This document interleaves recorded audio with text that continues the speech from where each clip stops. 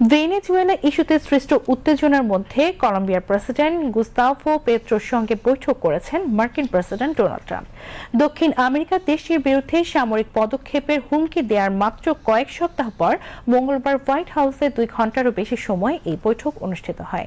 ভেনেজুয়েলার সামরিক অভিযান এবং দেশটির প্রেসিডেন্ট নিকোলাস মাদুরোকে অপহরণের জন্য ট্রাম্প ও তার প্রশাসনের কঠোর সমালোচনা করে আসছেন পেত্রো। এর মধ্যে 2 ফেব্রুয়ারি সোমবার মার্কিন প্রেসিডেন্ট জানান, কলম্বিয়া থেকে অবৈধ মাদকের প্রবাহ বন্ধ করতে ট্রাম্প প্রশাসনের সাথে কাজ করতে আগ্রহী পেত্রো।